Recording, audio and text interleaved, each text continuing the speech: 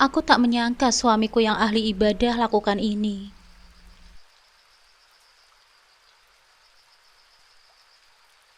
Assalamualaikum sahabat Bunda. Semoga Allah selalu memberikan kesehatan dan kebahagiaan untuk kita semua. Buat sahabat Bunda yang sudah subscribe, semoga rezekinya dilancarkan ya. Amin ya robbal alamin.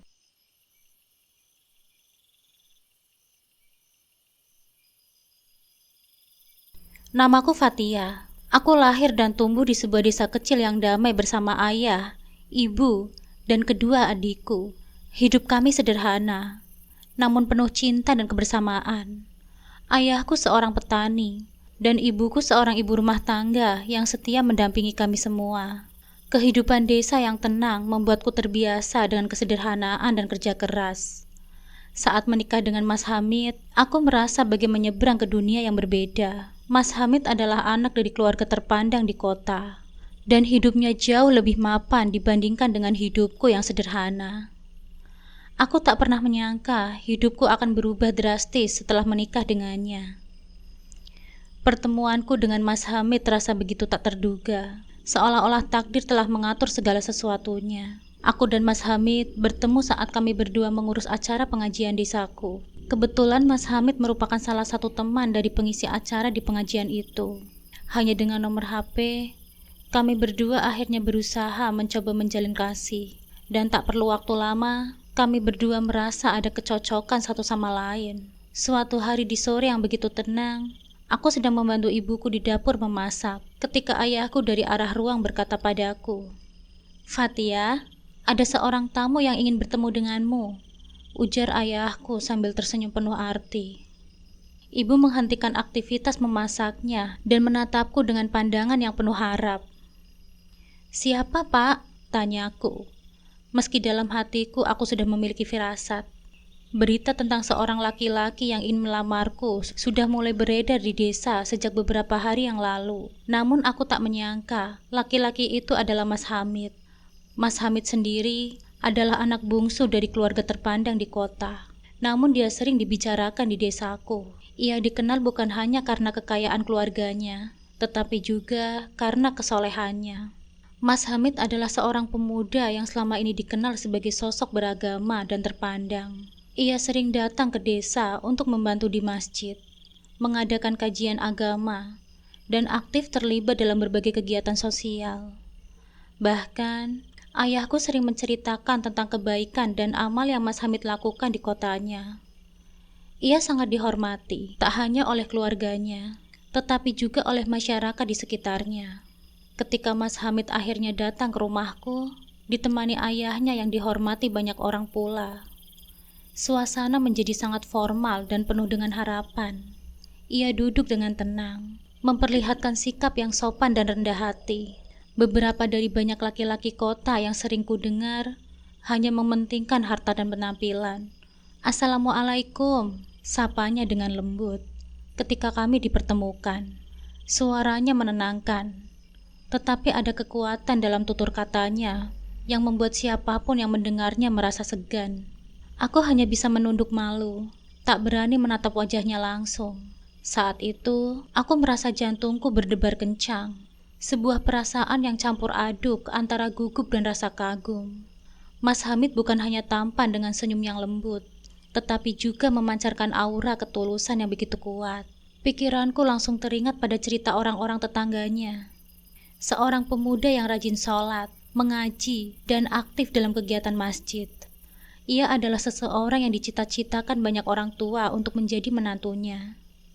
Tak heran ketika ia datang melamarku, kedua orang tuaku langsung menyambutnya dengan kebanggaan.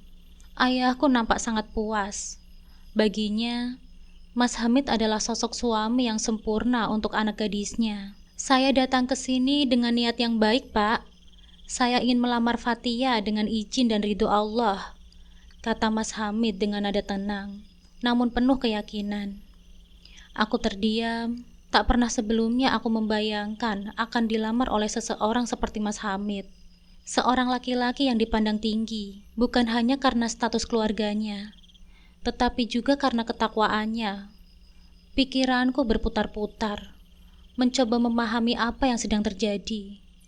Aku tahu, di dalam hatiku, perasaan senang mulai tumbuh. Rasanya ini adalah momen yang selama ini aku nantikan. Orang tuaku menatapku. Aku hanya bisa tersenyum kecil, tanpa mampu berkata-kata. Meskipun pertemuan kami baru saja terjadi, aku tahu bahwa Mas Hamid memiliki sesuatu yang tak dimiliki oleh banyak pria lain. Kesolehan dan keikhlasan yang terpancar dari sikapnya. Hari-hari setelah pertemuan itu penuh dengan kegembiraan di keluargaku. Ibuku tak henti-hentinya memuji betapa beruntungnya aku mendapatkan calon suami seperti Mas Hamid. Tetangga-tetangga mulai berdatangan untuk mengucapkan selamat, bahkan sebelum pernikahan kami direncanakan. Aku pun merasa bersyukur dan penuh harap. Setiap malam, aku memanjatkan doa agar pernikahan kami membawa kebahagiaan bagi keluargaku. Mas Hamid, dengan segala kebaikannya, membuatku yakin bahwa kehidupan kami nantinya akan berjalan lancar dan penuh berkah. Namun di balik semua harapan itu, ada sebuah rasa cemas yang pelan-pelan tumbuh di dalam hatiku. Aku mengenal Mas Hamid sebagai sosok yang sempurna di mata masyarakat. Tetapi apakah aku benar-benar mengenalnya? Bagaimana sifat Mas Hamid di balik kesolehan yang selalu diperlihatkannya di depan umum? Aku tak tahu apa yang menanti di depan, tetapi aku memilih untuk percaya. Lagi pula, bukankah Mas Hamid telah menunjukkan bahwa ia adalah orang yang bisa diandalkan? Saat itu, aku hanya bisa berharap bahwa pernikahan kami akan membawa kebahagiaan dan kedamaian, seperti yang diimpikan oleh banyak orang. Tapi takdir punya caranya sendiri untuk menguji keyakinanku pada Mas Hamid. Dan kehidupan yang kuharapkan mungkin tidak akan berjalan semulus yang kubayangkan. Setelah hari pernikahan yang berlangsung meriah di desa, hidupku berubah total. Sejak kecil, aku hanya mengenal suasana desa yang tenang, tempat di mana angin sepoi-sepoi berhembus, membawa aroma sawah dan ladang. Kini, setelah menikah dengan Mas Hamid, aku harus meninggalkan semua itu. Dengan hati campur aduk antara kegembiraan dan ketidakpastian, aku mengikuti suamiku ke kota, tempat keluarganya tinggal. Perjalanan menuju kota seperti berjalan menuju dunia yang sama sekali baru bagiku. Aku tak terbiasa dengan hiruk-pikuk jalan raya yang dipenuhi dengan kendaraan, atau gedung-gedung yang menjulang tinggi. Semuanya terasa asing. Aku merindukan suara ayam berkokok dan gemercik air sungai di dekat rumah orang tuaku. Tapi aku tahu, ini adalah bagian dari kehidupan baruku bersama Mas Hamid. Aku harus belajar menerima dan menyesuaikan diriku. Rumah keluarga Mas Hamid adalah sebuah bangunan besar dan megah di tengah lingkungan elit. Keluarga Mas Hamid memang berasal dari kalangan terpandang. Dan hal itu terasa begitu mencolok saat aku tiba di sana. Rumah dengan 2 lantai yang mewah, penuh dengan barang-barang antik dan furnitur berkelas, sesuatu yang tak pernah kulihat di rumahku di desa. Dinding rumah itu dihiasi dengan foto-foto keluarga besar Mas Hamid. Mulai dari potret ayahnya yang mengenakan jas lengkap, hingga gambar-gambar kakak-kakaknya yang nampak sangat berwibawa. Ayah Mas Hamid, Pak Munir, adalah sosok yang sangat dihormati di lingkungannya. Beliau bukan hanya pemimpin komunitas, tetapi juga dikenal sebagai tokoh yang disegani, karena pengaruhnya dalam berbagai keputusan masyarakat. Ketika aku pertama kali bertemu dengannya, aku merasa gugup. Ia adalah pria dengan postur tubuh yang tinggi dan sorot mata yang tegas. Senyumannya ramah, namun di balik itu ada wibawa yang membuatku merasa harus selalu berhati-hati dalam bersikap. Beliau menyambutku dengan hangat, tetapi tetap ada jarak formal yang harus kupertahankan sebagai menantu baru. Kamu sekarang bagian dari keluarga ini, Fatia.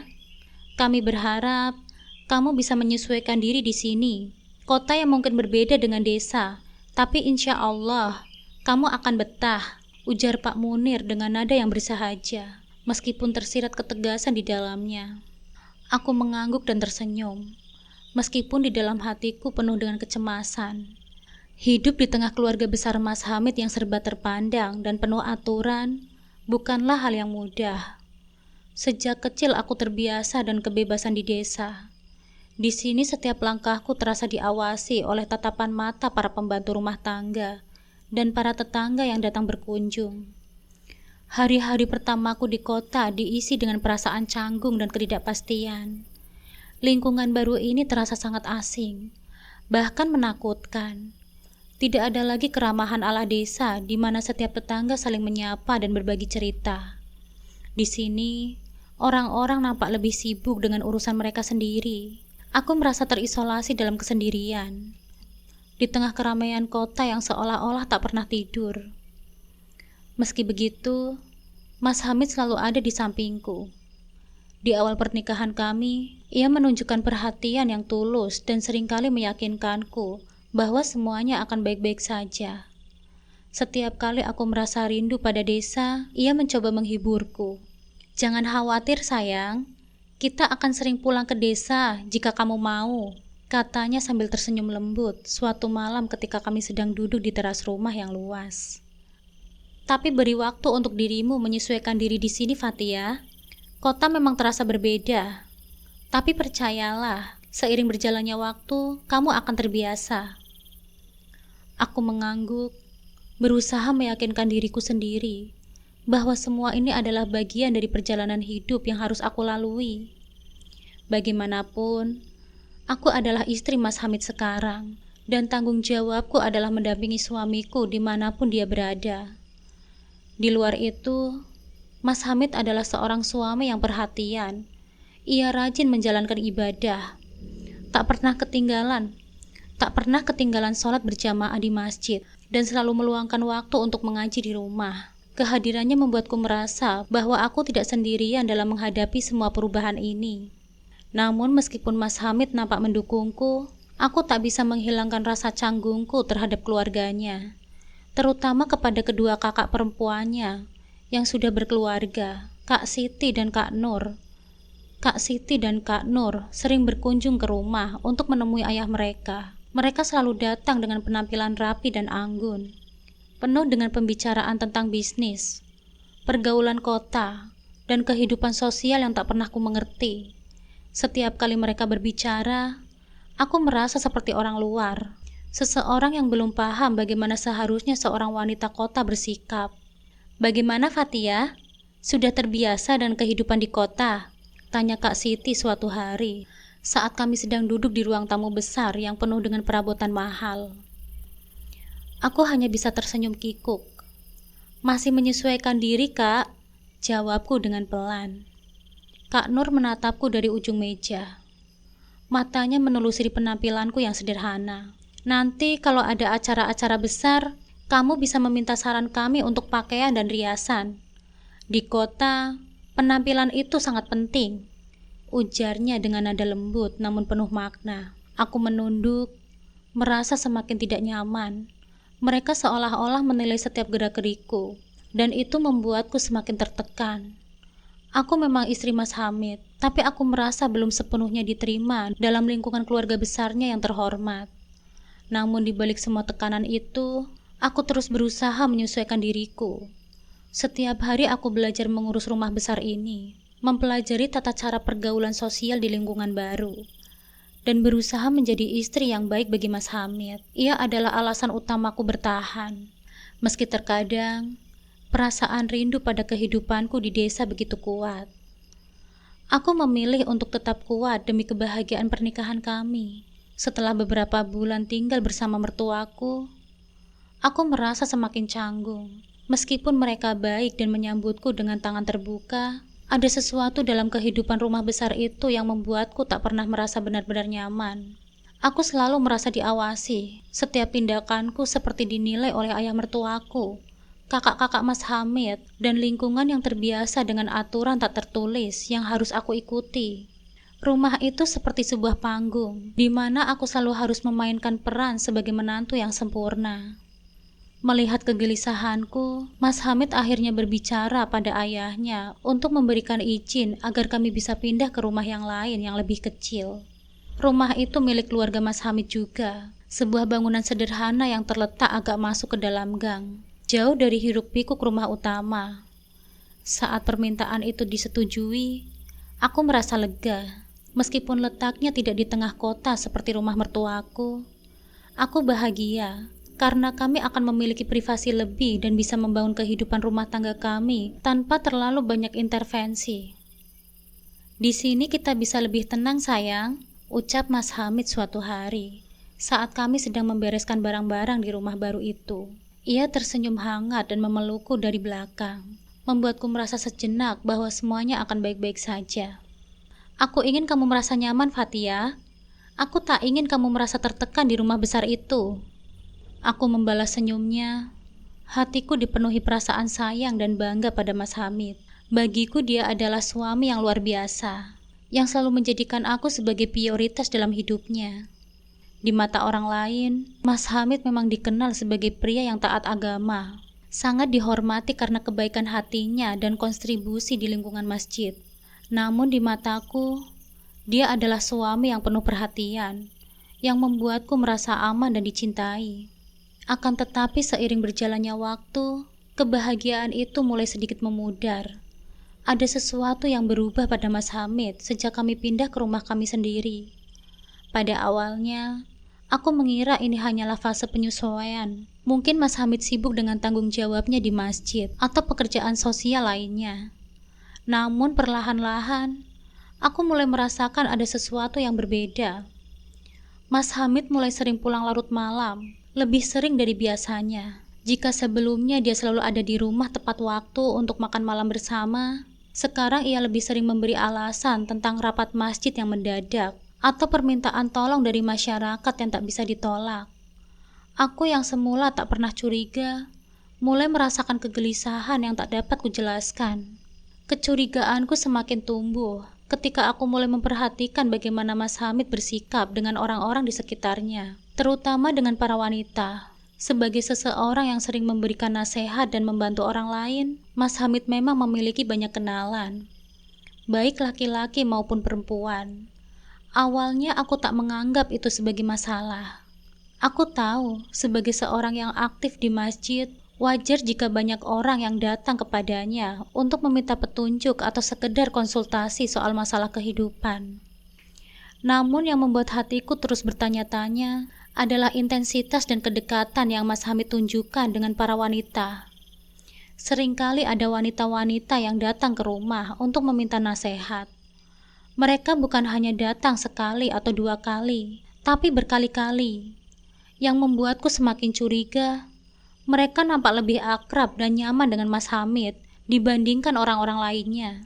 Saat aku berada di ruangan yang sama, mereka seolah-olah mengabaikanku, seakan-akan aku tak ada di sana. Padahal, aku adalah istri sah dari Mas Hamid.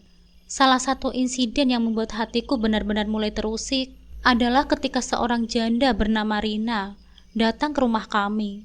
Rina adalah mantan istri teman Mas Hamid, dan sejak perceraiannya, ia kerap datang ke rumah meminta nasihat. Awalnya aku berusaha berpikir positif. Mas Hamid hanya ingin membantu, itu saja. Namun ketika Rina mulai datang lebih sering dan nampak begitu akrab dengan Mas Hamid, aku mulai merasa ada yang tidak beres. Mereka berbicara dengan nada yang sangat hangat dan penuh keakraban, bahkan lebih dari sekedar hubungan antara seorang penolong dan yang ditolong. Kamu tidak perlu khawatir, Fatia, kata Mas Hamid suatu kali ketika aku mulai mempertanyakan intensitas kunjungan Rina. Dia hanya butuh bantuan setelah perceraiannya. Dia kesulitan menghadapi hidupnya. Aku hanya memberikan nasihat sesuai dengan tuntutan agama. Aku mengangguk, mencoba meyakinkan diriku bahwa semuanya baik-baik saja. Namun di dalam hatiku, keraguan itu tak pernah hilang. Terlebih lagi aku pernah memergoki percakapan Mas Hamid dengan Rina di ruang tamu, ketika aku tak sengaja turun dari lantai atas. Meski mereka berbicara tentang hal-hal umum, tatapan mata mereka dan cara Mas Hamid tersenyum kepada Rina membuatku merasa tak nyaman, seolah-olah ada sesuatu yang lebih dari sekedar hubungan nasihat biasa. Kecurigaanku semakin diperkuat saat aku mulai menemukan pesan-pesan di ponsel Mas Hamid. Pesan-pesan dari beberapa wanita yang terdengar sangat pribadi, bahkan cenderung vulgar. Ada beberapa percakapan yang membuatku merasa hancur. Pesan-pesan itu berbicara tentang hal-hal yang tak pantas, hal-hal yang seharusnya hanya diucapkan oleh sepasang suami istri. Hatiku tercekat setiap kali aku membaca kata-kata yang diucapkan Mas Hamid kepada wanita-wanita itu, seolah-olah aku tak ada artinya lagi dalam hidupnya. Namun aku bingung. Aku tak tahu harus berbuat apa. Orang-orang di sekitar kami terlalu menghormati Mas Hamid. Mereka melihatnya sebagai sosok yang sempurna. Seorang pria yang taat beragama dan penuh perhatian. Jika aku mencoba membicarakan hal ini kepada orang lain, aku yakin tak ada yang akan percaya. Siapa yang akan percaya bahwa Mas Hamid, seorang pemuka agama, bisa berlaku seperti itu di balik layar?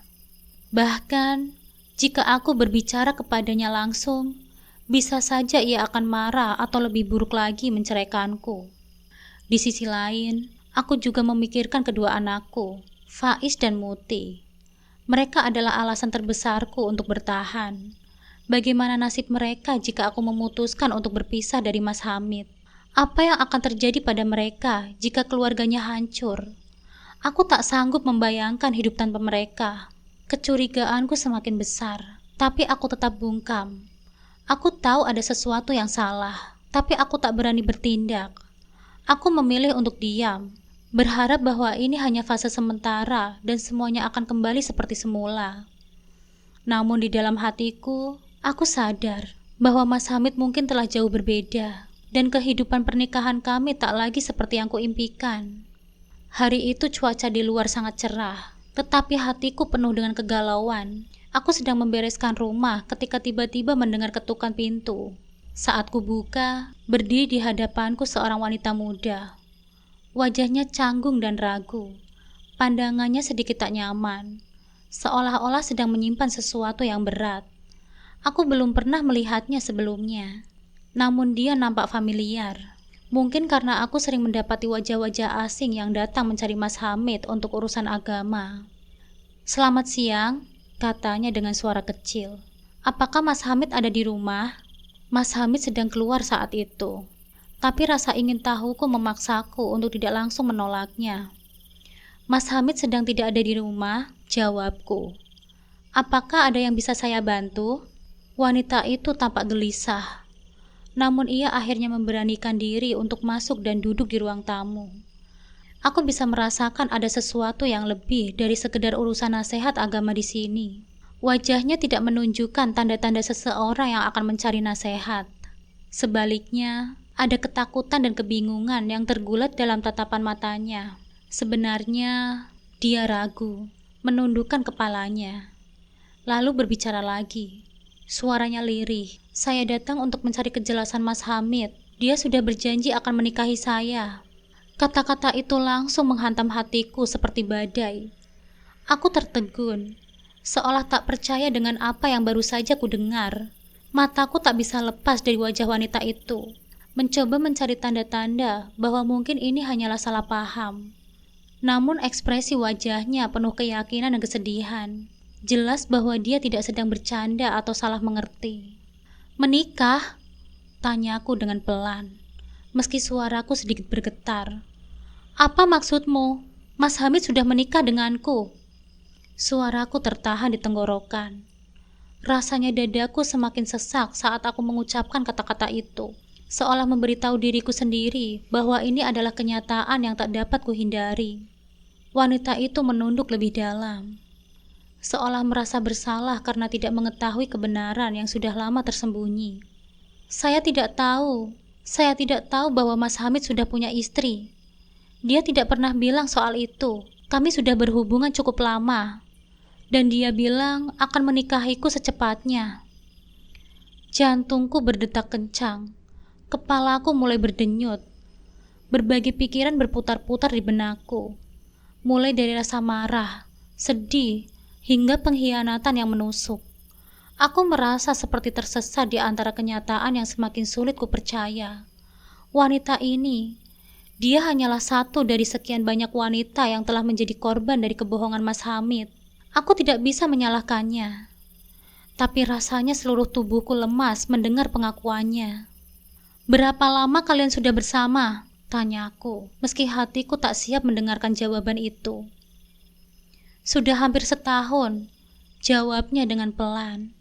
"Kami sering bertemu di masjid, dan dia selalu bilang ingin segera menikahiku.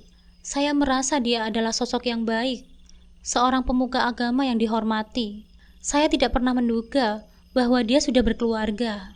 Sejenak, suasana sunyi. Aku tak tahu harus merespon bagaimana. Segala yang pernah kukhawatirkan selama ini terinformasi dengan satu kunjungan ini. Mas Hamid suamiku, orang yang kuhormati dan kucintai, ternyata telah mengkhianatiku lebih dari yang pernah kubayangkan. Kedekatannya dengan wanita-wanita di sekitar kami bukan hanya sebuah dugaan, melainkan kenyataan yang selama ini berhasil ia sembunyikan di balik wajah religius dan kebaikannya. Wanita itu pergi tak lama setelahnya, meninggalkanku dengan sejuta pertanyaan yang menggantung di benakku. Rasanya seperti tenggelam dalam gelombang air yang semakin dalam. Apakah ini hanya satu wanita? Ataukah ada lebih wanita lain? Ataukah ada lebih banyak wanita lain yang tak kutahu? Kecurigaanku selama ini, pesan-pesan di ponsel yang pernah kubaca, semuanya kini terasa jelas. Malamnya, setelah anak-anak tertidur dan suasana rumah menjadi sunyi, aku memberanikan diri untuk mengonfrontasi Mas Hamid. Aku tak bisa lagi menahan semua kegelisahan yang telah lama menghantuiku. Ketika Mas Hamid pulang, aku langsung menghampirinya. Wajahku mungkin sudah menunjukkan kesedihan yang tak bisa aku sembunyikan. "Fatia, ada apa?" tanyanya saat melihatku duduk di meja makan dengan ponselnya di tanganku. Tanpa banyak kata, aku meletakkan ponselnya di hadapannya dan menunjukkan pesan-pesan yang kutemukan di sana. Pesan-pesan dari wanita-wanita yang berbicara tentang hal-hal intim, vulgar, bahkan terlalu personal. Pesan-pesan yang selama ini ia sembunyikan di balik kepribadiannya yang dikenal sebagai laki-laki yang soleh dan penuh perhatian. "Aku sudah tahu semuanya, Mas," kataku pelan, meski suaraku bergetar. "Wanita itu, dia datang hari ini. Dia bilang kamu sudah berjanji untuk menikahinya." Mas Hamid terdiam. Tatapan matanya tidak bisa menyembunyikan keterkejutannya. Untuk pertama kalinya, aku melihat wajahnya yang biasa tenang, kini penuh dengan kebingungan. "Dia salah paham, Fatia," jawab Mas Hamid mencoba menenangkan. "Aku hanya berusaha membantunya. Dia sedang dalam kesulitan, dan sebagai seorang yang memahami agama, tugasku adalah memberikan bimbingan. Tapi ini bukan hanya soal dia," sergahku. Suaraku mulai meninggi. "Apa kamu juga membimbing wanita-wanita lain yang sering kau kirim pesan vulgar? Apa kamu juga membimbing mereka semua? Ini lebih dari sekedar nasihat agama, Mas Hamid. Ini sudah pengkhianatan." Wajah Mas Hamid mulai tegang, tapi dia tetap berusaha mempertahankan ketenangannya. "Aku hanya ingin menolong mereka, Fatia. Mereka semua wanita yang butuh bantuan. Mereka kesepian, kehilangan arah. Aku hanya memberi mereka perhatian yang mereka butuhkan." "Perhatian?" tanyaku dengan sinis. "Ini bukan perhatian. Ini pengkhianatan terhadap keluarga kita. Bagaimana kamu bisa menanggapi ini sebagai bentuk bantuan?" Mas Hamid tak menjawab. Dia hanya menundukkan kepalanya. Tahu bahwa tidak ada lagi alasan yang bisa dia gunakan untuk membela dirinya. Namun dia tetap merasa tak bersalah. Seolah-olah apa yang dia lakukan adalah sesuatu yang wajar bagi seseorang yang berkedudukan tinggi dalam agama. Aku tahu, meskipun kebenaran telah terbuka, aku tak bisa berbuat banyak. Mas Hamid adalah tokoh agama yang sangat dihormati. Jika aku mencoba bercerita kepada orang lain, mereka hanya akan menganggapku sebagai istri yang cemburu atau tidak mengerti.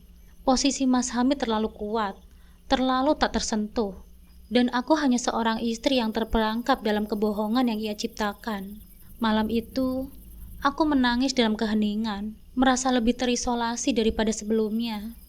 Aku tak tahu harus bagaimana menghadapi kenyataan ini. Yang ku tahu hanyalah bahwa kebohongan ini lebih besar dari apa yang bisa kutangani sendiri.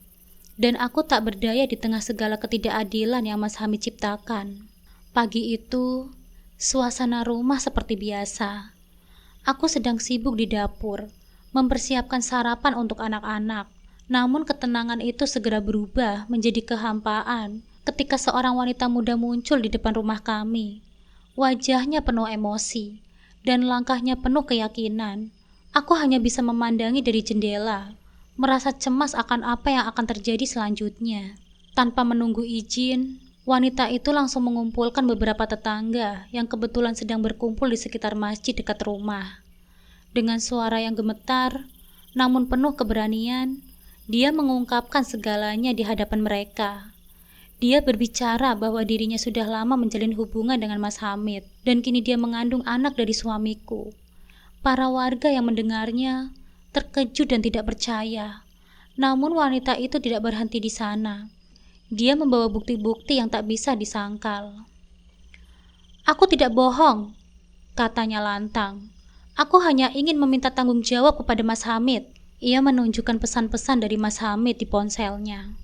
Pesan yang penuh dengan janji-janji manis dan rencana masa depan yang mustahil. Beberapa warga mendekat, mulai membaca pesan-pesan tersebut dengan mata yang tak percaya. Di dalamnya, Mas Hamid tidak hanya membicarakan tentang hal-hal biasa, tetapi juga menjanjikan pernikahan dan masa depan yang mereka rencanakan bersama. Tak cukup dengan pesan-pesan itu, wanita itu juga menunjukkan hasil tes kehamilan, membuktikan bahwa dirinya tengah mengandung anak dari Mas Hamid. Warga mulai berbisik-bisik, dan suasana yang awalnya tenang berubah menjadi penuh ketegangan. Wajah-wajah yang sebelumnya memandang Mas Hamid dengan penuh hormat, kini dipenuhi dengan rasa jijik dan kemarahan. Tidak ada lagi yang bisa menyangkal apa yang sedang terjadi. Bukti-bukti yang diberikan terlalu kuat untuk diabaikan. "Tapi ini tidak mungkin," seru salah satu tetangga yang selama ini selalu membela Mas Hamid. "Mas Hamid kan orang yang taat beragama. Mana mungkin dia melakukan hal seperti itu?" Namun wanita itu tetap berdiri tegak, menantang pandangan mereka dengan tekad yang bulat. "Aku juga awalnya percaya padanya, sama seperti kalian. Tapi ini kenyataan yang harus kalian hadapi. Dia telah membohongi kita semua." Tak lama kemudian, kerumunan mulai membesar. Warga yang penasaran berkumpul mendekati wanita itu. Semakin banyak yang ingin melihat dan mendengar pengakuannya. Mereka berbisik-bisik, saling berbagi rasa tak percaya. Tapi bukti-bukti di hadapan mereka tak bisa dibantah. Nama Mas Hamid, yang selama ini mereka junjung sebagai sosok pemuka agama, kini dipertanyakan. Di tengah keramaian itu, Mas Hamid pun muncul. Wajahnya pucat pasi. Dia melihat kerumunan warga dan wanita yang telah mengungkapkan semuanya. Matanya penuh dengan kebingungan dan panik, namun mulutnya tak sanggup berucap. Ia mencoba mendekati wanita itu, berusaha berbicara dengannya, tetapi warga sudah mulai bereaksi. "Benarkah ini Hamid? Apakah semua ini benar?" tanya seorang tetangga dengan nada marah. Mas Hamid mencoba mengelak. "Ini hanya salah paham. Aku hanya membantunya. Tidak ada apa-apa di antara kami." Namun wanita itu tak tinggal diam. "Membantu? Kau bilang akan menikahiku. Kau sudah berjanji akan bertanggung jawab atas anak yang ada di dalam rahimku. Jangan berbohong lagi kau, Mas Hamid." Bentak wanita itu disambut dengan keheningan yang tegang. Semua mata tertuju pada Mas Hamid. Mereka menunggu pembelaannya, namun tidak ada kata-kata yang bisa keluar dari mulutnya. Warga semakin geram, dan bisik-bisik mulai berubah menjadi cacian. "Astagfirullah Mas Hamid, kamu bukan hanya mempermainkan wanita ini, tapi juga menipu kami semua," seru seorang laki-laki tua di tengah kerumunan. Mas Hamid akhirnya hanya bisa terdiam. Tidak ada lagi yang bisa dia katakan untuk membela dirinya. Semua yang dia sembunyikan selama ini telah terungkap. Reputasinya sebagai pemuka agama hancur dalam sekejap. Orang-orang yang dulu membelanya kini mulai berbalik melawannya. Warga yang dulu menghormatinya kini tak lagi segan menunjukkan kekecewaan mereka. Mereka marah karena mereka dikhianati oleh seseorang yang seharusnya menjadi panutan. Keheningan yang mencekam menyelimuti suasana. Aku berdiri di ambang pintu, menyaksikan suamiku yang dulunya dipuja-puja, kini menjadi bahan cemoohan. Hatiku sakit, bukan hanya karena pengkhianatannya, tapi juga karena melihat Mas Hamid yang dulu kupikir sempurna, kini dipermalukan di hadapan orang banyak. Aku telah lama mencurigainya, namun tidak pernah membayangkan semuanya akan terbuka dengan cara yang begitu mengerikan. Semenjak kejadian itu, Mas Hamid mulai dijauhi oleh banyak orang. Orang-orang yang dulu menyanjungnya kini menghindar setiap kali melihatnya. Bahkan keluarganya sendiri, yang dulu selalu membelanya, kini tak lagi bisa berkata apa-apa. Ayahnya yang merasa sangat malu, bahkan menolak berbicara dengan Mas Hamid selama berhari-hari. Bagi Mas Hamid, ini adalah hukuman terberat. Selama ini dia selalu merasa tak tersentuh. Tapi kini kenyataan pahit mengejarnya. Karma akhirnya datang, dan Mas Hamid harus menanggung semua akibat dari perbuatannya. Di tengah kehancuran Mas Hamid, aku harus tetap kuat demi Faiz dan Muti. Mereka adalah alasan mengapa aku harus terus bertahan selama ini. Meski Mas Hamid telah kehilangan segalanya, aku masih memiliki tanggung jawab sebagai seorang ibu bagi anak-anakku. Aku tak ingin mereka tumbuh dalam kebencian atau merasa kehilangan kasih sayang. Maka meskipun Mas Hamid kini bukan lagi pria yang dulu dihormati, aku tetap berusaha menjaga keharmonisan keluarga demi anak-anakku. Kini aku mulai membangun hidupku sendiri. Aku sadar bahwa selama ini aku terlalu takut untuk melawan. Tetapi kejatuhan Mas Hamid memberikan kekuatan baru bagiku. Meski masa laluku penuh dengan penderitaan, aku bertekad untuk memulai hidup yang lebih baik. Aku fokus pada anak-anakku dan berusaha menjadi ibu yang kuat. Kehidupan kami tak lagi sama, tetapi aku percaya ini adalah awal dari sesuatu yang lebih baik.